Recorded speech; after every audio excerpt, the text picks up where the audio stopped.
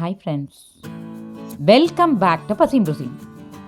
இன்றைக்கி பசீம் ருசீமில் தக்காளி, தேங்காய் இதெல்லாம் எதுவுமே சேர்க்காம வெறும் சின்ன வெங்காயத்தை மட்டுமே பயன்படுத்தி ஒரு அருமையான டேஸ்டியான கலர்ஃபுல்லான சட்னி செய்ய போகிறோம்.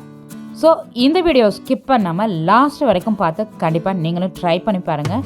வாங்க ரெசிபிக்குள்ளே போகலாம். ஒரு பவுலில் 12 சிகப்பு மிளகாய் சேர்த்துக்கலாம்.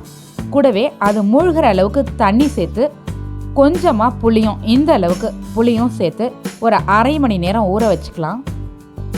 மிக்ஸி ஜாரில் 20 சின்ன வெங்காயம் சேர்த்து தண்ணி எதுவுமே சேர்க்காம கொரன்னு அரைச்சி எடுத்துக்கலாம். அரைச்ச வெங்காயத்தை ஒரு பிளேட்டில் எடுத்து வச்சுட்டு மிக்ஸி ஜாரில் நம்ம ஊற வச்சுருக்க மிளகாய், புளி ரெண்டையும் தண்ணி இல்லாமல் சேர்த்துக்கலாம். கூடவே தேவையான அளவு உப்பு சேர்த்து இதை அரைச்சி எடுத்துக்கணும். ஊற வச்ச தண்ணியை நம்ம அரைக்கும் போது சேர்த்துக்கலாம். இந்த மாதிரி ஒரு சட்னி பதத்துக்கு அரைச்சி எடுத்துக்கலாம். சட்னி தாளிக்கிறதுக்கு 1 ஸ்பூன் ஆயில் சேர்த்துக்கலாம். ஆயில் ஹீட் ஆன பிறகு இது கூட 1 ஸ்பூன் கடுகு, 1 ஸ்பூன் உளுத்தம்பருப்பு, 2 கொத்து கருவேப்பிலை சேர்த்து தாளிச்சுக்கலாம்.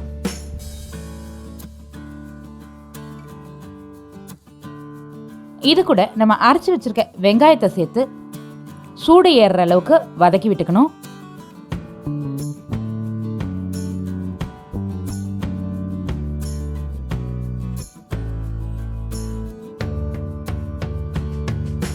இது கூட நம்ம அரைச்சி வச்சிருக்க மிளகாய், புளி பேஸ்ட்டை சேர்த்து வதக்கி விட்டுக்கலாம்.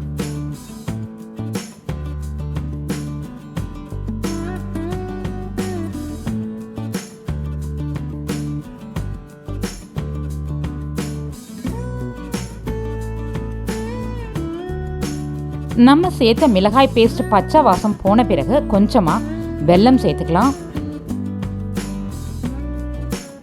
இந்த சட்னி இட்லி, கல் தோசை, சப்பாத்தி, பூரி இப்படி எல்லாத்துக்கும் ரொம்ப ரொம்ப சூப்பராக இருக்கும். அதே மாதிரி வெரைட்டி ரைஸ்க்கெலாம் சைடிஷாக சாப்பிட்லாம். ஒயிட் ரைஸில் கூட கலந்து சாப்பிட்லாம். சூப்பராக இருக்கும். ட்ரை பண்ணி பாருங்கள். ஒரு தனி சுவையாக இதில் இருக்க வெங்காயம் அப்படியே க்ரன்ச்சியாகவும் அதே சமயத்தில் சூப்பர் வாசமாகவும் டேஸ்டாகவும் இருக்கும்.